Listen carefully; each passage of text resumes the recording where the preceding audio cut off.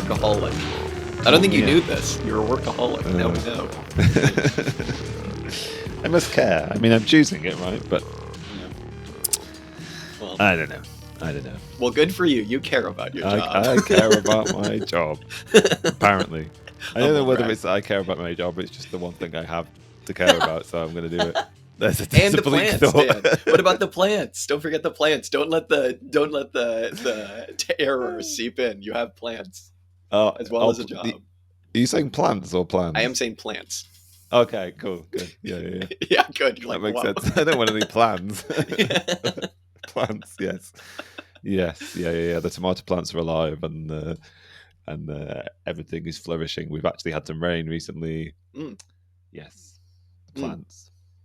We've been getting the like this past week, the like all day it's sunny and like mid 70s, like low 20s, I guess, in Celsius, and then just like sporadic 15-minute downpours. And it's just like, oh, the plants just love it. It's so perfect. It's just like Jack doesn't have to forget about watering them, so they all get as much water as they need, and then it's just warm. It's just perfect. Final I like how Broadbean it's update. the plants that love it. I like how it's the plants that love it and not you that loves it for not having to water the plants. You know, I like having a thing. This is the nature of your joint metabolism with the plants. Is that like you enjoy it, they enjoy it, everybody's happy. Everybody's happy, more or less. Well, content. Yeah. And then you literally metabolize them. Exactly. Yeah, and then I bring their bits that I don't eat back, end the metabolic rift. Speaking of which, last Broadbean update until fall, unfortunately. Broadbean plants, they're out. And I've saved, I didn't like harvest all of them quickly enough. So the ones that I wound up saving that like dried out on the vine, I think I wound up saving like, if I had to guess, probably about 100 beans that are like drying out right now. And it's like, I don't know if my allotment's even big enough if I only wanted to grow beans. But anyways. But you're ready if you could. You have the potential. Well, if I could. Boy, nice. If I could. You could send me some in the post. Oh, yeah, sure. Do they let you do that? Yeah. They'll be like, return to sender. I don't know. I'll write your address. If anybody works for Royal Mail, let us know. Are you allowed to post to send seeds? Send beans in the post. I'll just write your address in a very tiny font on the bean and put a stamp on it and see if that works. Stamp on one side, address on the other. Yeah, one bean. Just, one stamp per bean, and then just pour them all into the letterbox. Postman's like, God damn it, I'm going to Dan's house again. Oh, okay. Well, Dan, on that we're very back. silly note. It's a bit of a silly day, if I'm being honest. Yeah, I feel a bit silly. We're both being very well. Actually, no, I haven't been feeling silly up to this point. So, any amount of like ridiculousness. It might be a ridiculous episode, but it's the episode that we need. Yes. I need anyway. So it's not the episode we want, but it's the episode we need. Back doing another episode, and Dan, we're doing something a little bit new with the beginning of this. We're chatting about beans. We're going to give you the bean update, but of course, until about late October, you're not going to get any more bean updates. We had to do something to fill time. So I put out on Twitter and then also on our Discord, I just let people know, like, hey, here's our email address, which is auxiliarystatements@gmail.com. Send us in some questions. These can be about anything, and we'll do our best to answer them. Sort of like a mailbag thing that other professional podcasts do, right? So we got one that we're going to talk about today from a listener named Daniel. Daniel, thank you. Hopefully not you, Dan. Hopefully this is just you. What a really interesting and considered question this person Daniel was sent. And a considered answer as well. But yes, this one comes from Daniel. So Daniel says, methods of control have become much more sophisticated and subtle since Marx and Lenin's times. Simultaneously, the capacity of the bourgeoisie to implement this control has grown immensely. What do you think about the possibility of global revolution being forestalled permanently by a sufficiently brutal but competent dictatorship as a result of this? So basically, a really good question. Again, thank you, Daniel, about control and kind of like the possibility of either just sheer physical intimidation or, you know, more nuanced versions of control, like ideological stuff, permanently forestalling revolution. So I'm tempted to come out and just say no, just because I think that for a number of reasons, right? I think that economically, like the contradictions of capitalism are always going to come about. And I think that we've talked about on our show before about like, you know, maybe the next thing that comes after capitalism isn't going to be socialism. I don't think we necessarily believe in this teleology of like it has to be socialism. But I do think that for a number of reasons, whether or not you believe in like a final crisis, like a Grossman kind of thing, I do think that capitalism will eventually, under its own weight, collapse into something else.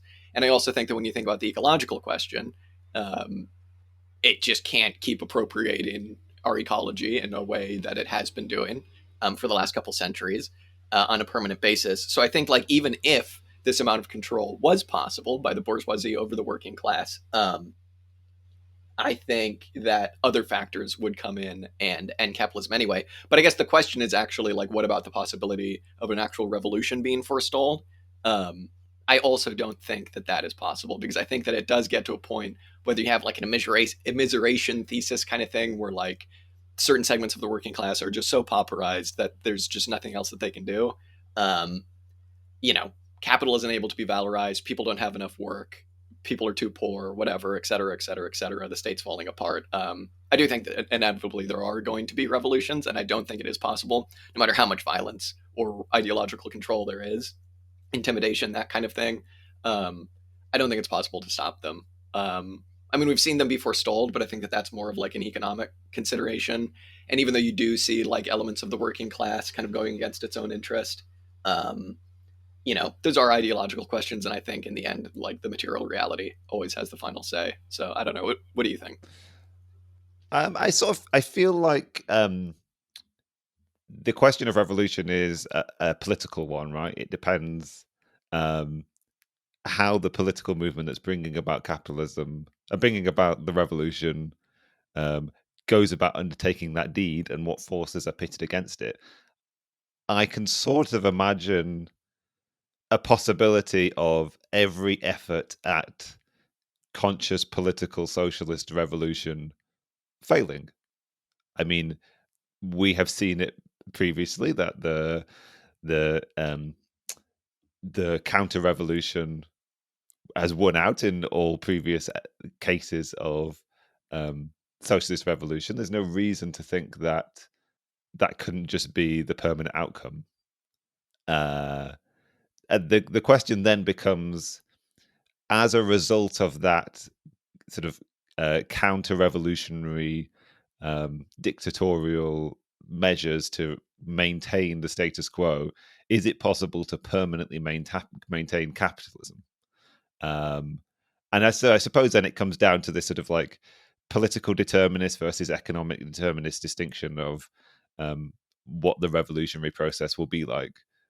Is there an economic determinism that necessitates a socialist revolution? Well, there's one that pushes in that direction, but I would like to think, I would say that it would always require some kind of like subjective political effort as well. But what you've pointed out very clearly is capitalism can't last forever, both because of its internal economic contradictions, perhaps if we believe in a permanent crisis, and then also the sort of like the relationship between capitalism and the environment. Um, does that then move into some kind of dictatorial regime that represents some other type of mode of production? Maybe. I mean, it comes back to the socialism or barbarism question. Maybe we get post-capitalist dictatorial barbarism of some sort. But then I don't feel comfortable predicting what future modes of production might be. Just a small Whether prediction. neo-feudalism or I don't know what else. So yeah, I suppose perhaps those are my thoughts. And I guess it does. I guess there's another reading of the question is like, is there a dictatorial reaction to um, a revolutionary moment that forestalls and precludes and prevents all future revolutionary moments from coming about? I.e., could the reaction to a revolutionary moment create both political and technological innovations which make permanent capitalist dictatorship possible? I think we would probably also agree that the crisis of capitalism will also bring about continued, shall we say, proletarian reactions to that. So yes, I would think it unlikely that we have one revolution, we have one more counter revolution, and then the technology and the political impetus that comes from that makes revolution impossible in the future. That seems unlikely. Is it possible for all revolutions to be thwarted? Well, yeah, because socialist revolution isn't an inevitability. Yeah, I think so. I think well said. I think the one thing to maybe pause on is like when we talk about revolution, what to maybe clarify our terms a little bit, because there's revolution, there's socialist revolution. I think that there are always going to be working class movements against capitalism, right? Like there are always going to be movements because the tendency of the working class is to, at least we hope, to push for its own emancipation. But I don't think those are, or at least to push back against capital. But they might not necessarily be socialist with a capital S, right? Like, and I suppose that that's kind of the job of like socialists, is to kind of like help nurture those movements and like help them grow towards emancipation.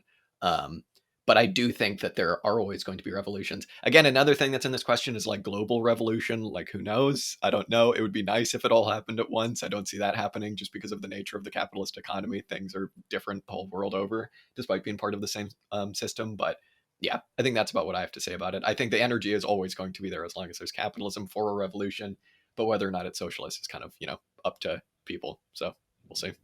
Yeah, I guess I hadn't really lingered on the idea of global revolution. I do wonder whether the sort of globalizing nature of capitalism and technology might lead to a more comprehensive global reaction. Like, is the global bourgeoisie rather in a position to be a more successful counter-revolutionary force? It seems actually probably not. Like, it does seem like there is a disintegration of the um, united nature of the global bourgeoisie, perhaps. Um, so maybe there's a glimmer of hope there. We'll see is Yeah. the answer. We'll see. Okay. Well, that was good. So yeah, like we said, email us with any questions. They can be about anything: communism, capitalism, anarchism, Dan's favorite ice cream, which I don't know. Dan doesn't seem like much of an ice cream guy, so you might not get a good answer if you ask that. But auxiliarystatements@gmail.com. Let us know, and we'll do our best to answer. Although we might not answer them very well. Hopefully we answer that one well. We'll see.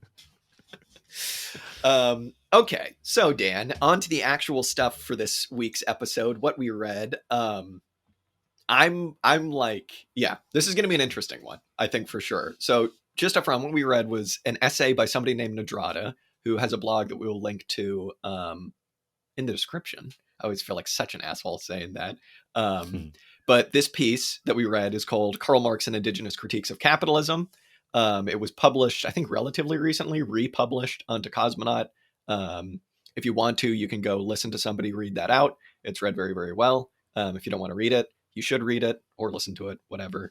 But this essay is exactly what it says on the tin. It is kind of like talking about the interplay between Marx's thought, I think not necessarily Marxism, Marx's thought specifically, and indigenous radical critiques of capitalism. And I found it absolutely fascinating. I think, all of the caveats: two white guys, two settlers. And yes, Dan, I am considering you a settler because you live in Cornwall now. Two settlers course, yeah. talking about, indigenous thought. So, all the caveats that come along with that. But I found this really fascinating and fulfilling. So, yeah, what do you think? Yeah, I similar. Yeah, I definitely have things to say about what you just implied about my settler colonial status, but I'll leave those out for a second. Listen, when I came and visited you in Cornwall, I only heard like two Cornish accents. That's all Yeah, I'm gonna I say. don't know. Where are the? Yeah, I don't know. Well, how many? I know one Cornish person, maybe. Maybe a few more than that. No, two, definitely two. Definitely. You know who you are. No. Yeah, I similarly found this very thrilling. In the sort of like in relation to the detail of the piece, it was really interesting to see laid out very clearly what have been indigenous criticisms of Marxism, and have those replied to by a Marxist well versed in Marxist theory, and making an effort to show that although the two are not aren't completely compatible with one another, there isn't this like, it's not that Marxism and indigenous critiques of capitalism are one and the same thing, and drawing out distinctions between them is completely wrong. But rather, they have a great deal of things to say to one another, and in some ways, that's quite provoking to us because, like, it reiterates that question of Marxism being an open field of study rather than one that's being closed off. What it also invokes for me again are sort of like those repeat questions that we've asked ourselves on this podcast around historical transition. And previously we've toyed a little bit with the question of whether what the legacy of pre-capitalist, if not like lived historical experience, and at least like cultural historical experience, can tell us about or teach us about a revolutionary process. So previously we looked at James Connolly and what he had to say about what he called Celtic communism, right, and the history of what could be learnt from the Celtic population of Ireland in response to the settler colonial imposition of capitalism by the English. Similar, we've sort of talked a little bit or skirted around the idea of the place of the Russian peasant and how their experience external to capitalism might be allow for a sort of bypassing of a capitalist phase of history kind of thing. And similarly, this kind of fits into that realm of thinking. So yes, the fine detail of this piece is really interesting, but also it raises a lot of questions that we've also touched on in the past, and was quite nice to see broached again, I suppose. Yeah, I hadn't even thought of the connection with the James Connolly stuff. It's funny. I was just mainly thinking about this like mainly as an ecological piece because I think that that's like how I'm personally able to engage with it a lot more. But we'll get to all of that. So yeah, so you're absolutely right. I mean, the thing that's interesting about this is that it's very much like a study of both of these things as very much like separate, right? Insofar as we can claim that there is such a thing as like a totality of singular like indigenous thought or whatever. And here like indigenous kind of means it's more or less like North American indigenous populations is what's being engaged with in this piece.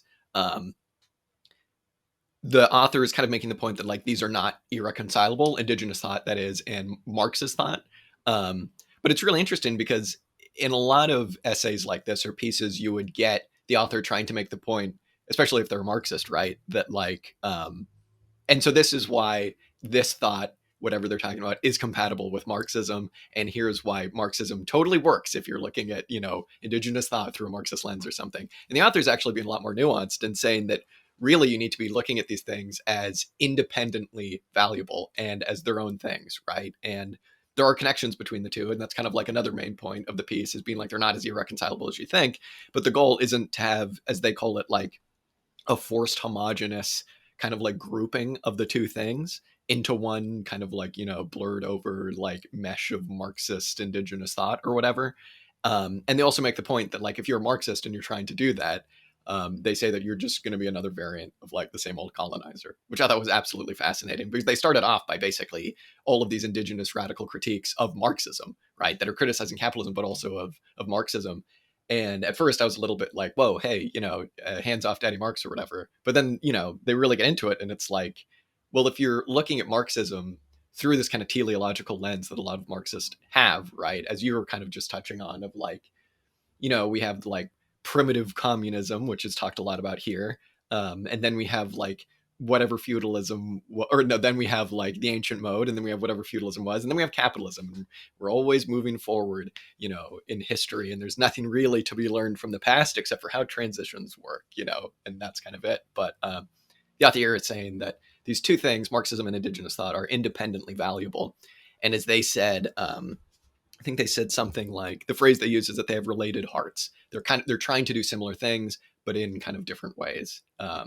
And again, these are. I was really convinced these are independently valuable. Yeah, absolutely, and and have a lot to say to one another as well. Yeah, you're quite right. It's definitely the case that all of these criticisms that come from sort of like indigenous North American criticisms of Marxism can be read as criticisms of the Marxist movement and Marxist parties in North America, right? Or even a global communist movement that existed under the control of sort of there's a Stalinist USSR. So Marx is accused of being a sort of Promethean thinker and technologically determinist, someone who, and sort of historically determinist as well, someone who isn't really interested in historical or pre-capitalist or indigenous experiences, but rather is interested in the teleological progression of history, or Marxism is criticized as being a purely colonial mode of thought, or one which is seeking to homogenize, or is uh, or Marxism is seen as something which celebrates the homogenizing nature of capitalism. And what's detailed quite clearly here is how Marx is really none of those things, and how his philosophy is much more expansive, and in line with what has been argued by indigenous philosophers and anthropologists and historians. Mm. What did you make of all of the because a main theme of this is like discussing quote unquote like animism, right? Like, you know, like pre-modern or whatever, like approaches to quote unquote religion. And I think that the author kind of makes a point that like religion kind of isn't actually really the right word for, again, animism. And that when you're discussing a lot of this stuff, one thing that I found really fascinating is that it's really hard to not speak metaphorically when you're discussing like kind of indigenous thought towards philosophy or to science or to kind of any of these things. And part of that I think is just because like we're so maybe like uh, formally subsumed or really subsumed into capitalism that like our brains are just fully wired to think in terms of like one very specific thing, whether that's teleological like socialist thought or whether it's just like kind of positivism or anything like that. But I really found the discussions here of animism really really fascinating, and the author kind of the main critique of Marx that comes out of this, other than a certain kind of anthropocentrism of his ecological thought, is the kind of he just had no real interest in studying animism and doing real science to actually understand what it was, right? Like Marx viewed this idea of animism as something that wasn't yet advanced enough to dominate nature, so it worshipped nature like fools, right? Like, you know, these are people who aren't technologically able to dominate, you know, the forests and to cut them all down and to turn them into houses and to, you know, like destroy the landscape and kill all the buffalo or whatever, right? Like, and so they didn't. It was a question of like being advanced enough to dominate nature. Um, and he didn't necessarily, at least up until kind of the end of his life, where there is a bit of a turning point, view it as potentially utopian or predictive of like a new world. And Nodrada, the author here, comes out and it gives us a whole slew of indigenous thinkers who basically just blow that out of the water and is like that's like complete crap and like just fake news all around, right? And one of them specifically, Gregory Cajete, says that, you know, he kind of describes animism as thinking and being in harmony with the rhythm of spatially and relationally specific life, and is one that is very very not just relational but very participatory too, right? Like when you think about, you know, Christian religions, the way that you participate is I like never really been to church, so I'm just kind of guessing here. It's like you go to church, you get talked at, right? You get hassled, and then you confess your sins or whatever, and then you go home and you read the Bible. That's how you participate in it, right? But in an animistic way of viewing the world, and you'll see why this I think kind of can't really even be called religion. It's just about living harmoniously with the rest of the world, right? And we'll get into a bit more of this when we talk, I think, specifically about ecological thought. But again, I think we can see why you do have to speak a little bit metaphorically here, because it is kind of hard to understand. I know that like a lot of scientific socialists or whatever will like roll their eyes when they hear words like harmony or, you know, like, I don't know, like, the circle of life wasn't necessarily brought up here, but there was a metaphor that was like distinctly like that. But I don't know.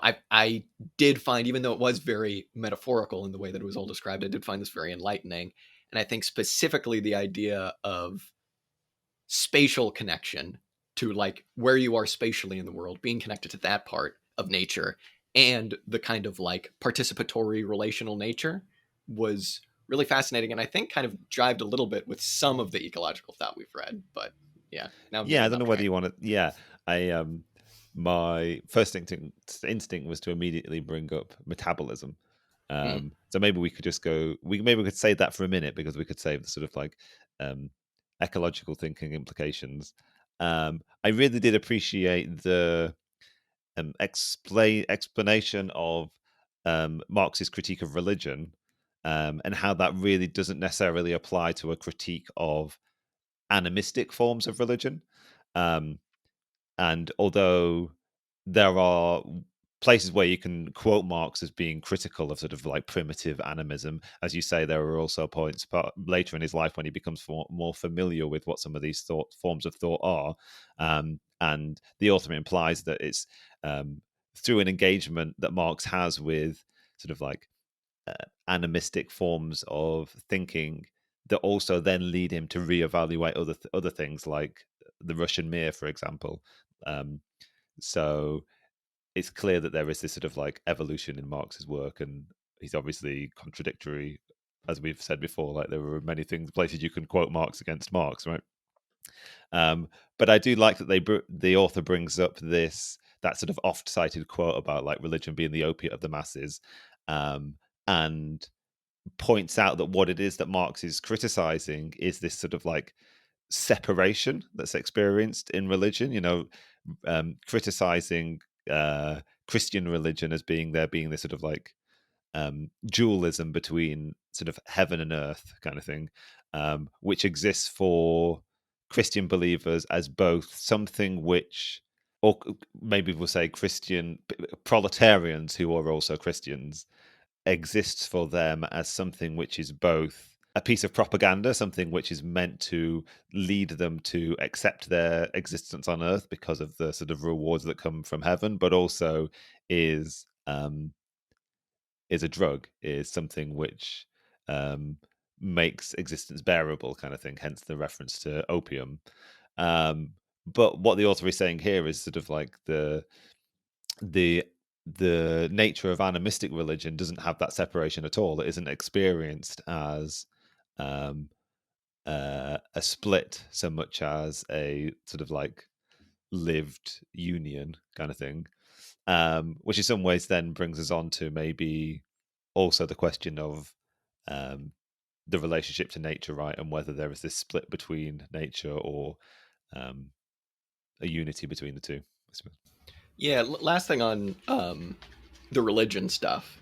First of all, our second reading where Richard Dawkins gets brought up. I find that incredibly funny. I always get a laugh whenever I see his name. But it is kind of, you're totally right. It's like this idea of thinking of religion as a drug, this escape, but it's also like this otherworldliness, right? Like that's the word that keeps getting brought up, where it's like the spiritual realm is somewhere else and you're not going to be able to get there until you die. So just vaguely worship it, and that's about it, as opposed to exactly what you're saying, where there is like this monism, right? Monism, where it kind of recognizes, indigenous thought recognizes that you are very much part of your ecology and part of your environment and part of your nature.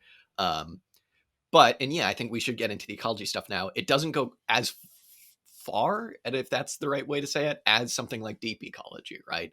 So like deep ecology says there's absolutely no separation between you and the birds and the water and everything else, the rocks, everything. Don't think about yourself as different at all. But indigenous thought like actually takes us one step further in this relational thinking, because it says, well, you can't really think about that, because if you think about everything just being the same, man, you're going to lose sight of like the actual relations that you have with the rest of nature and the impact that you can have. And so again, it's so funny, like in our kind of like ecological red green thought journey, where it's like, your book chin deep ecology stuff, your metabolic rift stuff, and then finally, your Jason W. Moore stuff. Like it's funny because I feel like we haven't come full circle, but we've definitely like we've continued to go down the iceberg, right? And it's funny because I actually found this meshed maybe a little bit more with metabolic rift, but I think that the critiques of metabolic rift would probably be the same as the critiques of Marx's ecological thought in this. Do you think that's fair? I mean, there's definitely very explicit reference to metabolism in this, right? And I think maybe there's an extent to which I've never really understood the sort of usage of metabolism by Marxists, even by Marx um, Or by us. or by us. um, in the sense that metabolism in this instance is just a relational thing, right?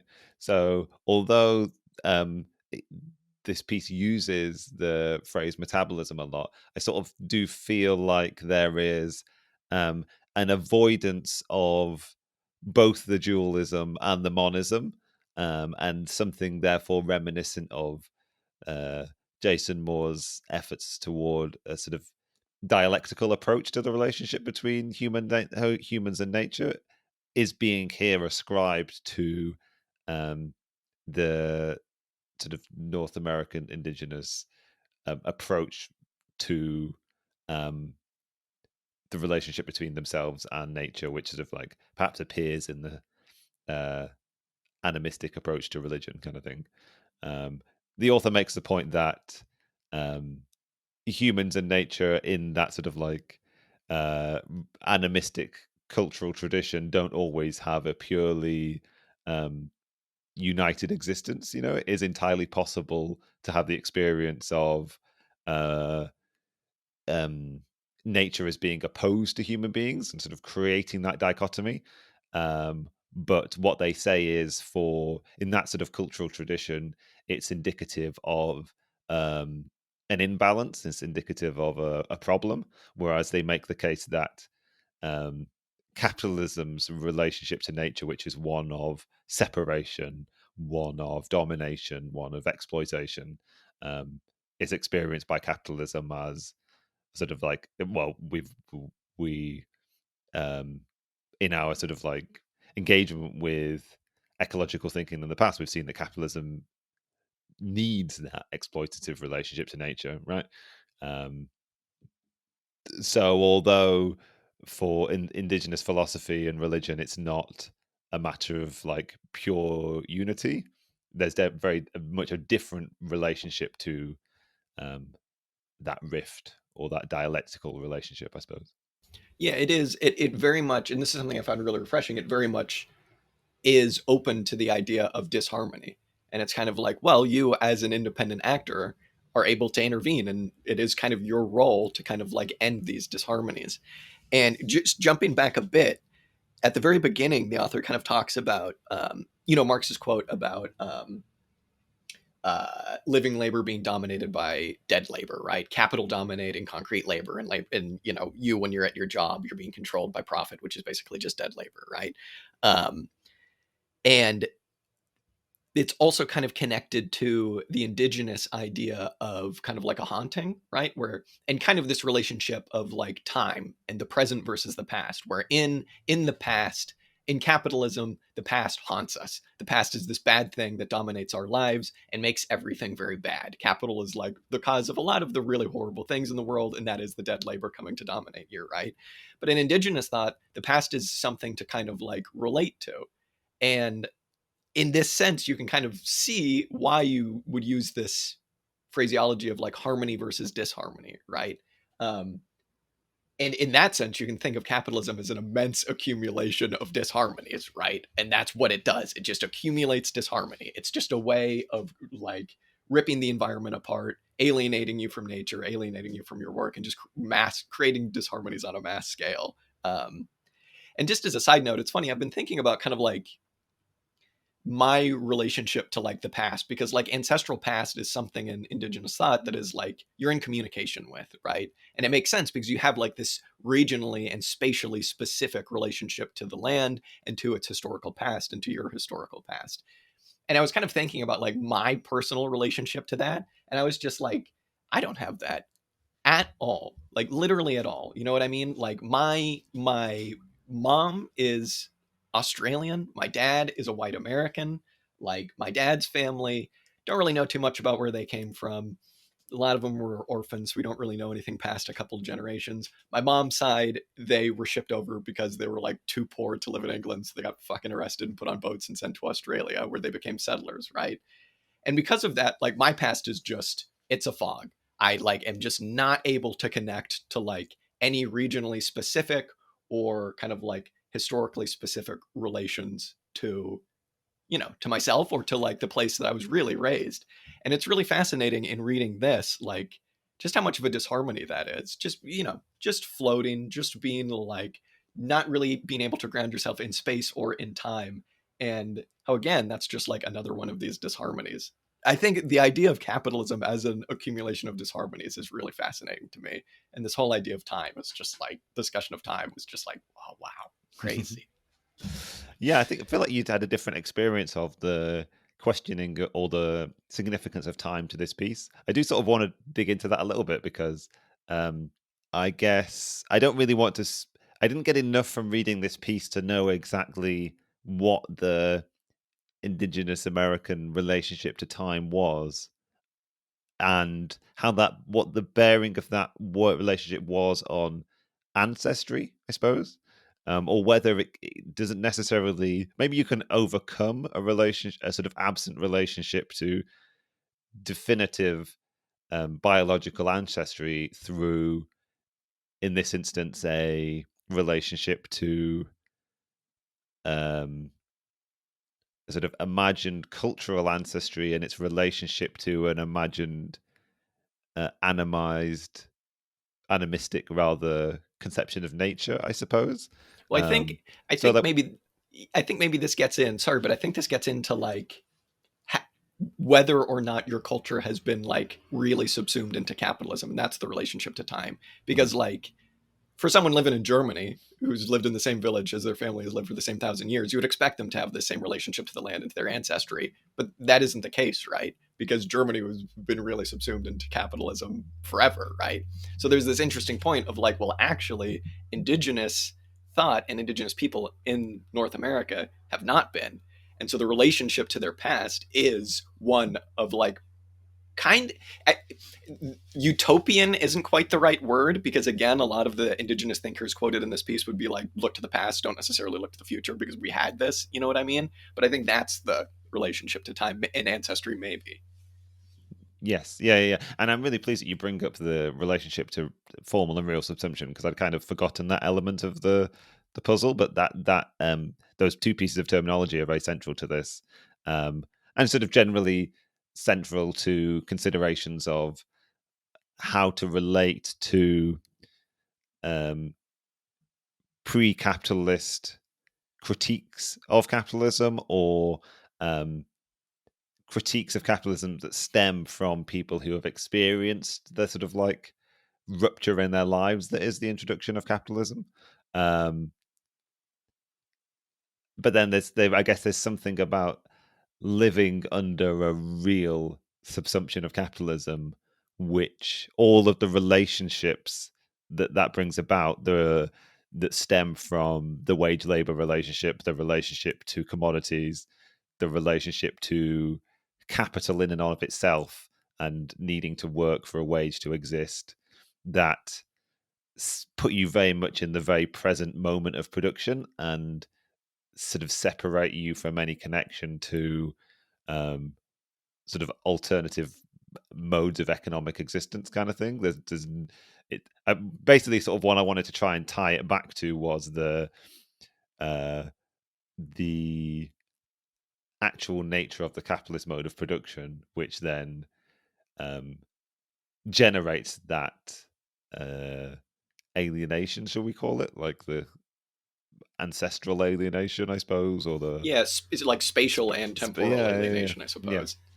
Um, and sort of, I think it's nice to touch back on the idea of time because as I was saying, the thing that I really took away from the engagement with time was it made me experience more deeply or understand more fully why Marx uses all of these kind of like Gothic and Baroque and kind of like uh, sort of like fantastical pieces of terminology to relate to um, capitalist subjects' relationship to commodities and to capital.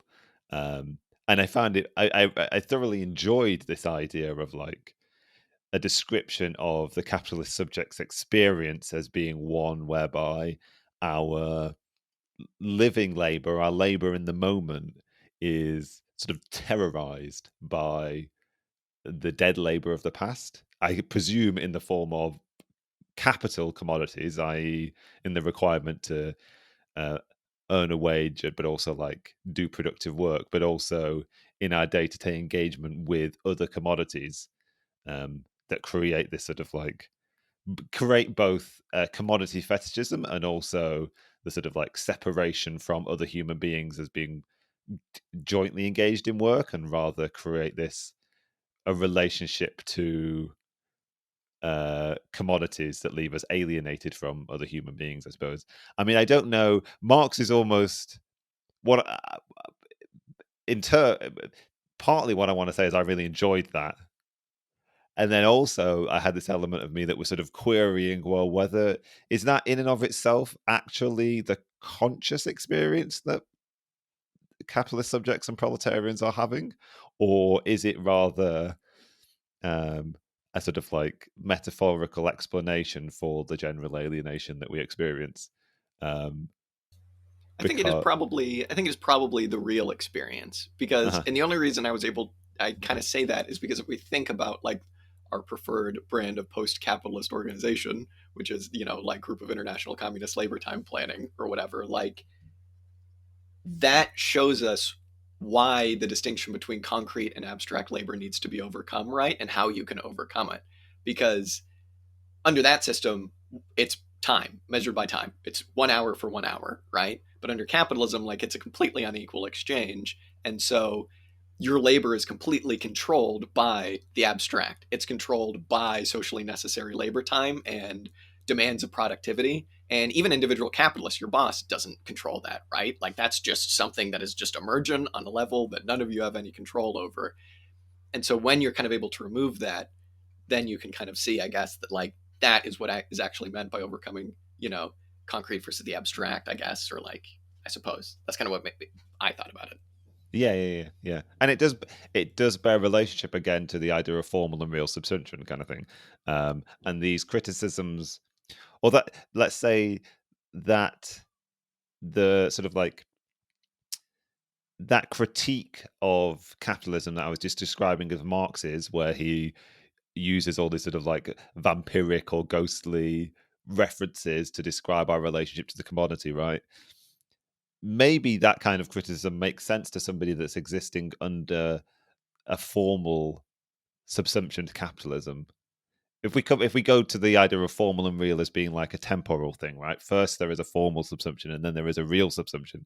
Um, Maybe that sort of like description of commodities as haunting and as I can't think of other good synonyms, but Haunting. yeah, haunting, grotesque, shall we say, or something like It is, and it's funny it, because it like it may sorry, but it kind of it makes sense to somebody existing and whereby under conditions where they've seen their life world sort of like formally subsumed to the capitalist social relation, but whereby they're still living um experientially, I suppose, under traditional means of production, as opposed to being fully subsumed to capitalism, which is the condition we're in now.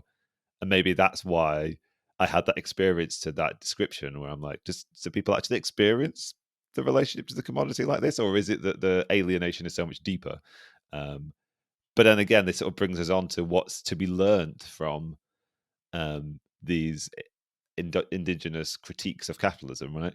It's not a lived memory of formal subsumption, perhaps, but it's definitely a sort of cultural and philosophical and religious memory of the process of formal subsumption, which can teach us really important things about our contemporary existence, particularly if we live under a form of capitalism whereby we're so fully subsumed to it that um, we don't really even understand what it is anymore, at least on a Totally. lived day-to-day experience kind of thing. Yeah.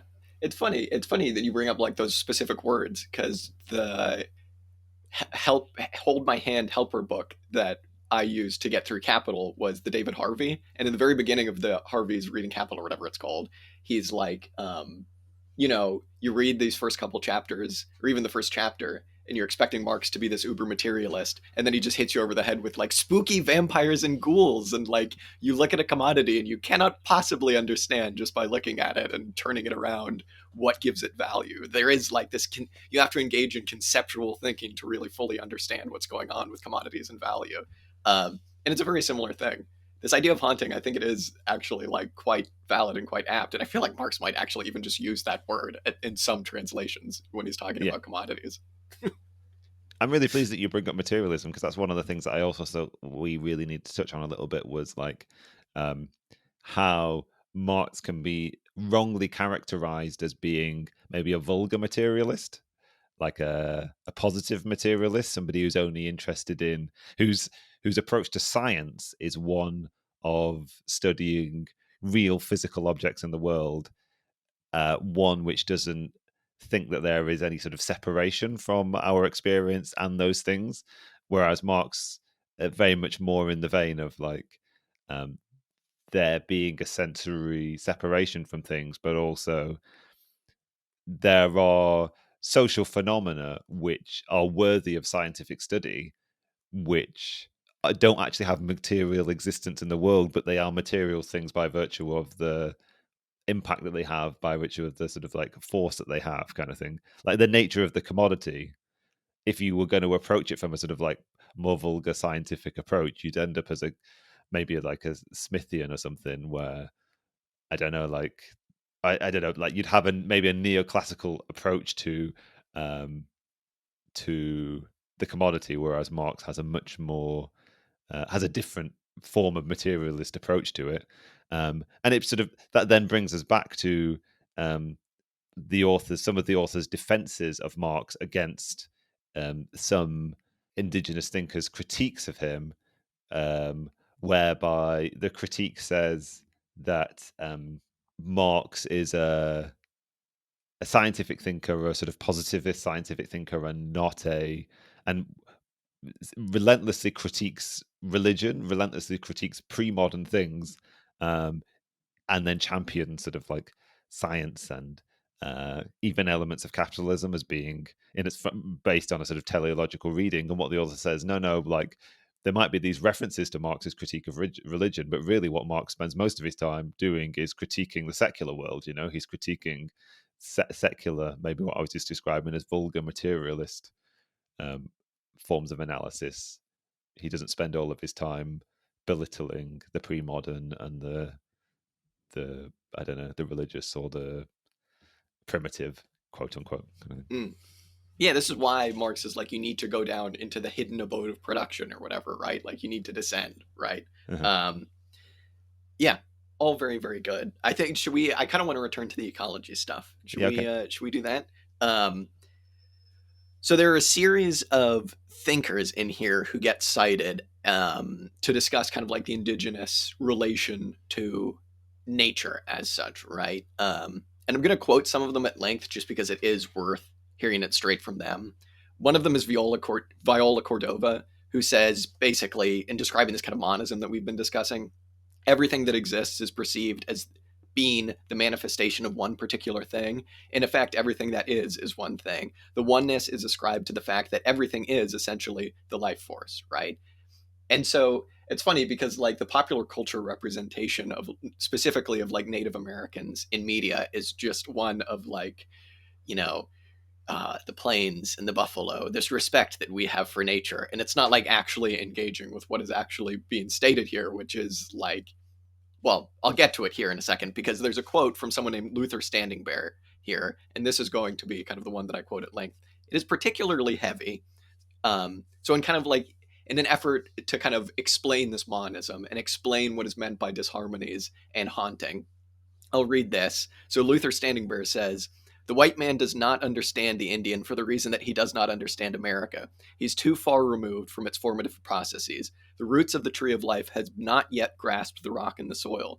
The white man is still troubled with primitive fears. He still has in his consciousness the perils of this frontier continent, some of its vastness not yet having yielded to his questing footsteps and inquiring eyes.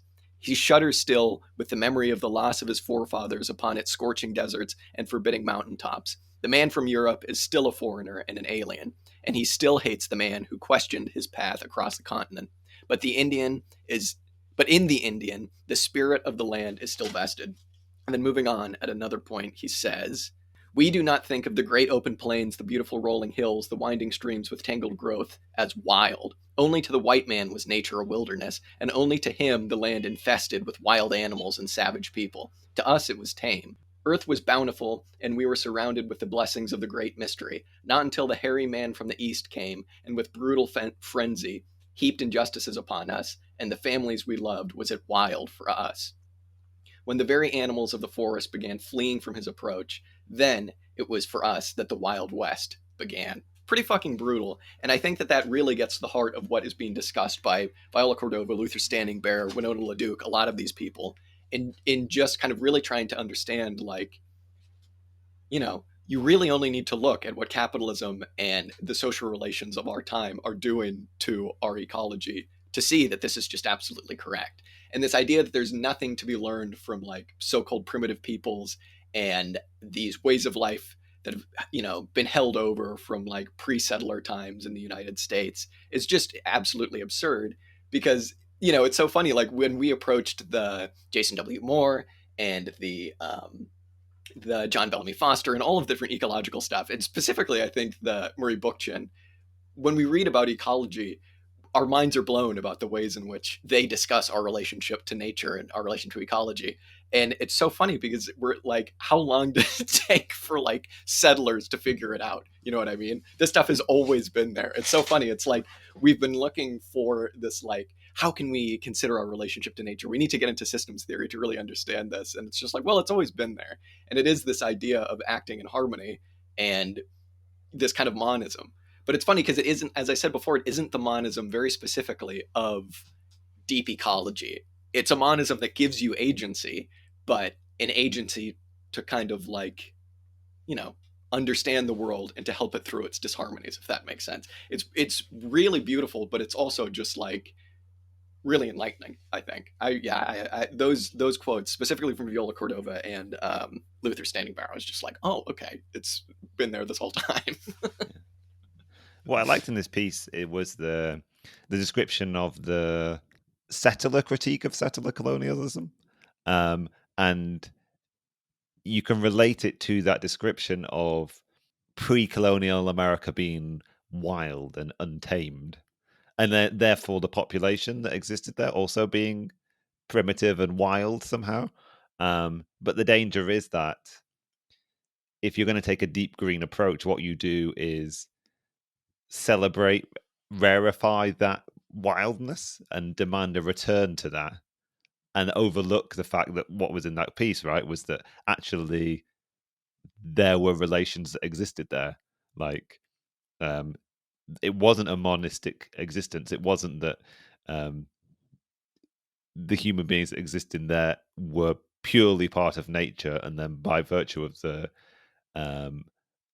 physical act of colonialism, but then also the imposition of capitalist values, they were sort of like wretched away from that. But no, like they stood separate from and in relation to nature all throughout history. And if there is a danger of forgetting that and having a sort of like utopian approach to reading that existence, I suppose. Yeah, totally. Absolutely. And it's funny because I think that for a time, I at least was like, found the deep ecology stuff like, this is it. This is like so fascinating. Like, not maybe specifically as far as deep ecology, but like Bookchin and the kind of like dialectical relationship to nature, which this actually does have definitely, as you said before, a relationship to kind of dialectical thinking. Viola Cordova specifically describes, I think, human beings as like the sum of their relations, right? And there's not like for her and for maybe indigenous thought as a whole, there's no like abstract species essence, right, of humanity. It's just you are the total of your relations. And it's interesting though because if she understands that like that definition like varies, right, and specifically it varies based on where you are in like space time. And I think that when we're talking about like relationally specific relations to nature and this idea of relation making.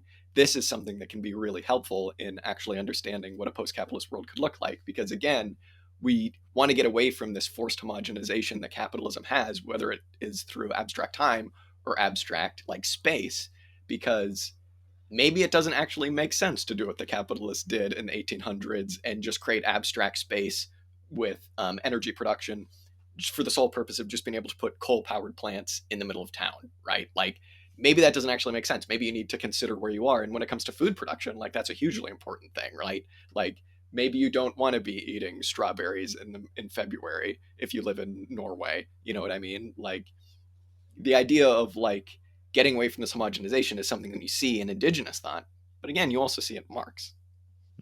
And it's also in this piece that thought is carried through to describing how it impacts our political organizing, right? And they go on to say that we need that sort of one, Marxism isn't part of a homogenizing force, or at least it shouldn't be. I mean, perhaps it has been in the past, but it definitely shouldn't be. What a Marxist politics that sort of learns from and intersects other political and cultural traditions should do and learn to be is one which also accepts that diversity. And one of Marx's core critiques of capitalism was the degree to which it homogenized and it sort of stamped out individualism and actually, therefore, as Marxists, we should celebrate diversity and celebrate individualism, and we can draw some of that critique of contemporary society from some of these indigenous philosophies, but also we can draw that stuff into our political organizing and say, no, we shouldn't be trying to homogenize everybody into one type of thought, but rather work out how we can work relationally with different types of activists from particular different sort of schools of thinking, kind of thing. Maybe ones that stand outside of Marxism to some degree. Sure. Yeah, I mean, exactly. And this was, as you're saying, like, this was, I think, reflected in Marx's actual political activity in really not trying to impose any ideas onto the working class. And in this idea that gets brought up here of like leading by obeying, right? Like, you go to the working class, you hear what their struggles are, you orient them towards socialism, but you really have to understand, not just for like moral reasons or because it's the right thing to do or whatever, but for practical reasons. Like, if you actually want to organize the working class, you need to actually listen to them and understand like what the issues are, instead of just trying to create, again, this like forced homogenization of like a workers movement a la, you know, early 1900s Germany or, you know, Russia, right? It's like, I don't know, again, like, you need to adapt to where you are spatially and temporally, I suppose. Yeah. The only other thing I'll say on the ecology stuff is the kind of discussion of Marx's ecology here, which I found summed up really, really well. Because again, when we're like, Viola Cordova specifically talks about this idea of relation making and a participatory existence in your reality, where you are, when you are, that kind of thing, and with nature, right? Like, Nodrada here really makes a point that like indigenous science is participatory. It is existing. It is being there. It's a, you know, blah blah blah blah blah. But Marx kind of accepts this relation making dialectical attitude between humans and nature and this idea of the metabolism, right? But then Marx then turns around and then kind of differs from indigenous thought by saying, okay, now humans have the ability to become the rational mediators of this metabolism and of nature through socialism. They can't do it under capitalism because everybody's controlled by production. But once we get socialism, then we'll be able to, humans will be the rational mediators and everything will be fine. And it's easy to see how that's very anthropocentric. But I kind of find it hard to fault Marx there, because Marx was coming to these questions kind of secondarily, I suppose, in that he was studying class and he was studying capital, and then understood that, oh, you actually kind of need to study ecology as well if you want to understand the world fully, because our nature is our material substratum, as he says, right? And so that's kind of, you know, that's where he then comes from. Okay, so then once we get socialism, then we as humans can solve the ecological question, as opposed to it being this kind of participatory relation making and really drawing that out to its logical conclusion. I don't really know where I Like, come down on that. I yeah. mean, like, yeah, I don't know. I don't know what you think. Is there a distinction there between first we have revolution and then we overcome the ecological rift, or the revolutionary process is also a process that overcomes Mm. an ecological rift, kind of thing?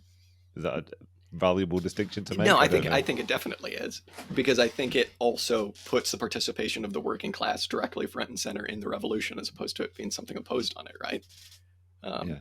yeah. I also wonder whether um, the distinction between Marx's more anthropocentric reading of human beings overcoming some bounds set up on it by the relationship between the relationship to nature and also the conditions of existence under capitalism, um, whether that's a necessary thing to imagine for our future, given that we still want to perhaps be able to continue to exist in industrial society to maintain populations of many billions of people on the planet, kind of thing.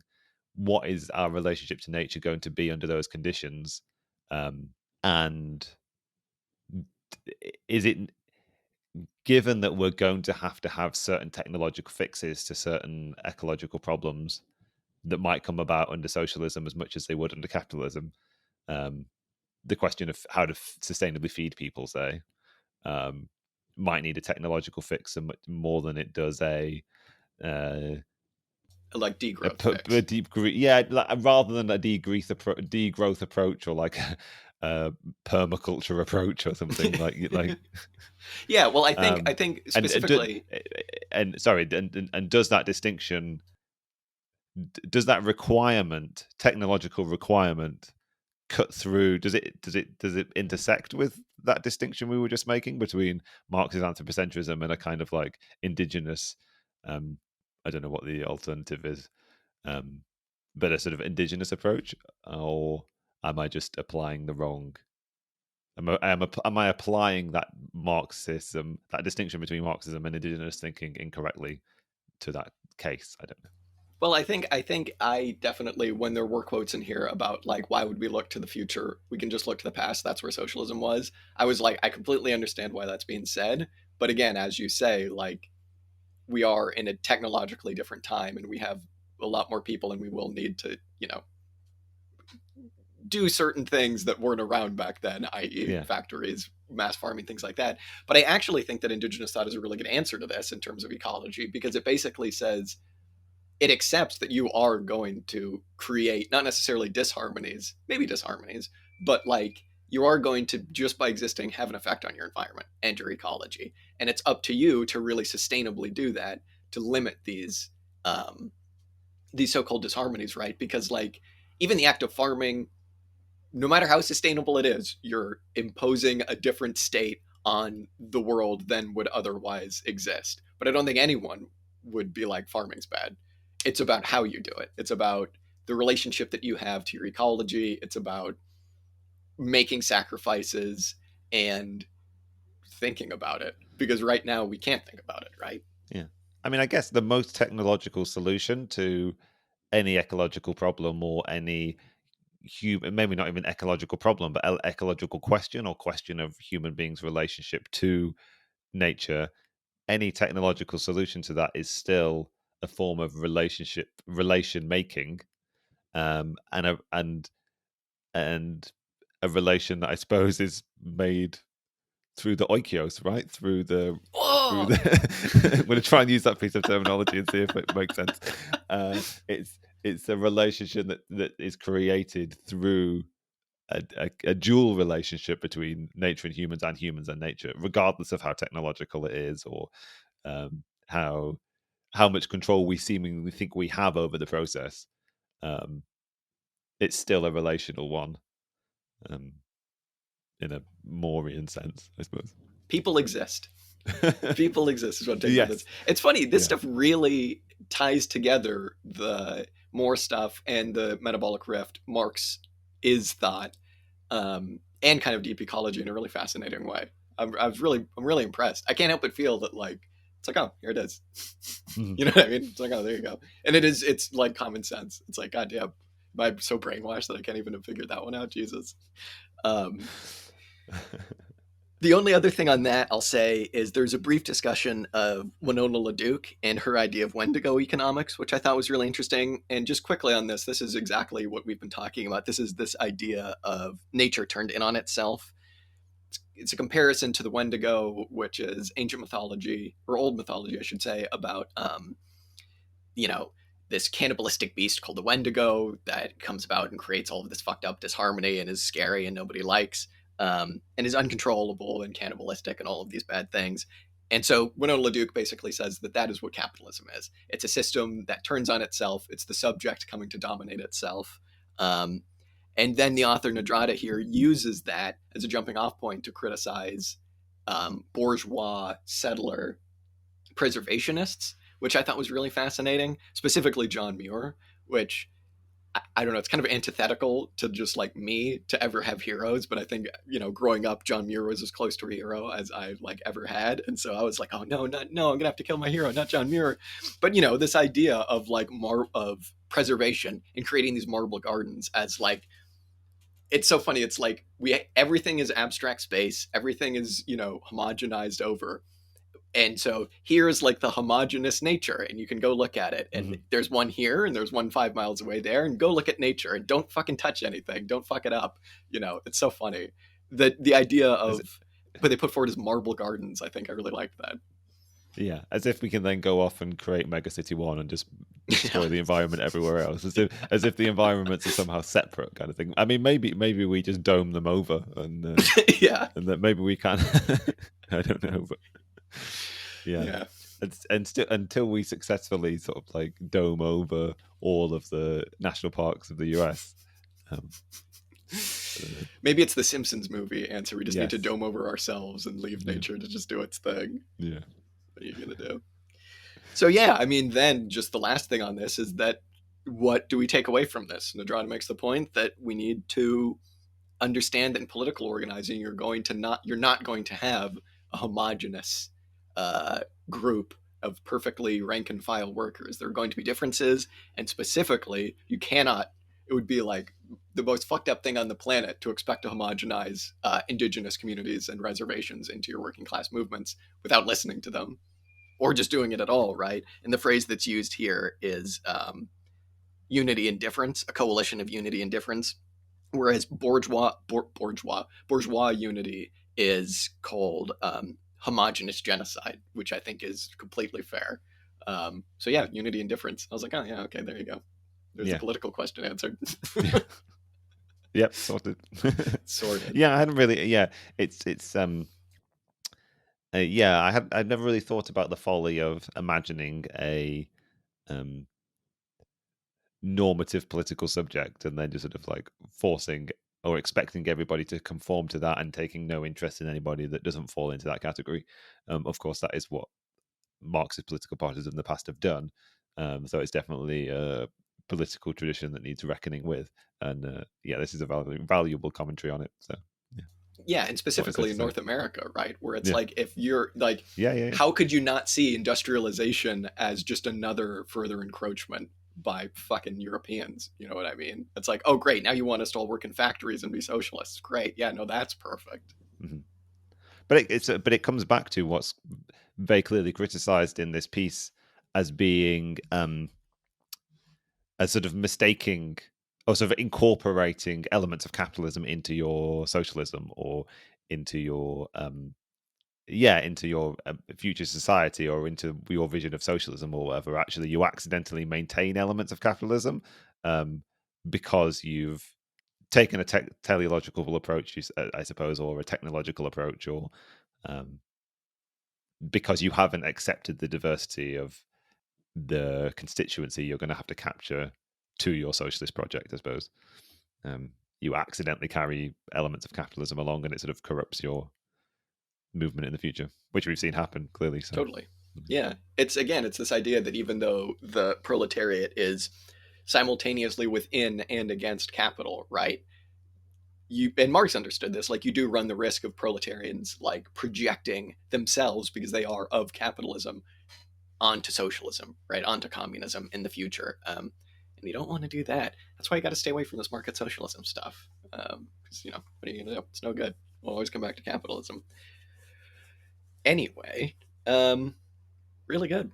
Yeah, excellent. Yeah. I'm really pleased to take away from this piece the idea that you can both combine a sort of imminent critique of capitalism based on the lived experience of existing in it, and also take inspiration from pre-capitalist forms of existence and critique it from capitalism from that standpoint as well. And this piece very explicitly says you can take both and combine them. Which is a very useful thing to hear, I think, rather than think that you have one or the other. Totally. And I think it's really the only way that you can actually convince settlers to, not be such assholes. Because it's like, if you just try and beat them over the head with, like, you should feel guilty, you suck, your family settled this place, look at you, you're on rightful, like, Chumash land or whatever, like, working class people aren't going to listen to you. You know what I mean? They're just going to be alienated and feel bad. But if you really do try and explain, give them the historical background and give them this understanding of, like, we're all of capitalism, but we can learn from these, like, previous things, as well as, like, your own lived experience of projecting that, or not projecting that, but, like, onto the future. I think that's really the only way that you can kind of convince people. Yeah, and I've just sort of realized now, I think one of the reasons why I always find reading and learning about the transition from feudalism to capitalism so vitally important is because it really does teach you important things about what capitalism is. And also, I think it's only with that, with a certain narrative around that process in mind, that you can then go and talk to people about why capitalism is so bad. Being able to make an argument about capitalism didn't always exist, and here are the negative things that it brought in, and these are the things that it did, can then also give you a narrative about what it continues to do. It's important, I think, to put capitalism in a historical context, and that's why it's always really important and vital to look to that transition and learn from it and try sort of like test those arguments when you're talking to people, kind of thing. Because in my experience, it is quite a powerful thing to be able to say capitalism hasn't always existed, and sort of in the process of explaining its historical specificity, you can sort of combine that historical specificity with a present imminent critique, which makes propagandizing, I think, all the easier. Yeah, for sure. Absolutely. I mean, I, for one, was always under the impression, again, that history just existed in a vacuum. But I mean, I guess I've been wrong this entire time. What are you going to do? What do you know?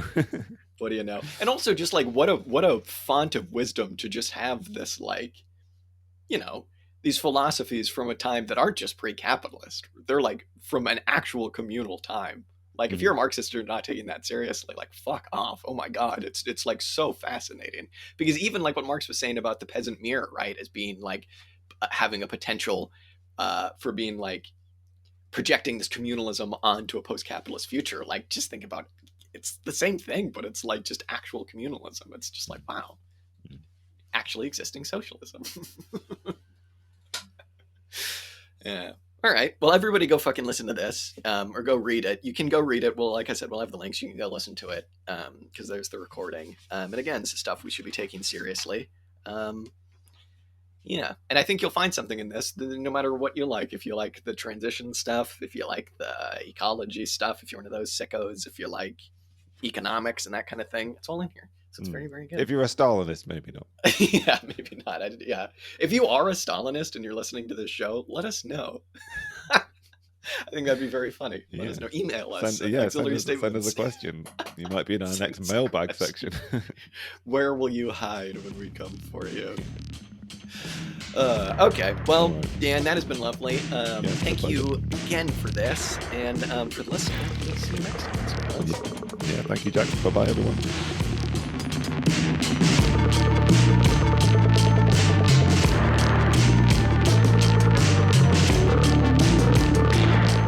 The music you heard this episode was Music to Kill Bad People To by King Gizzard and the Lizard Wizard. If you like this song, you can check it out and much, much more on their Bandcamp at kinggizzard.bandcamp.com. Be sure and follow us up on Instagram, Twitter, and Facebook. And if you like what you heard, be sure and tune in next week for some more commie discussion. Till next time.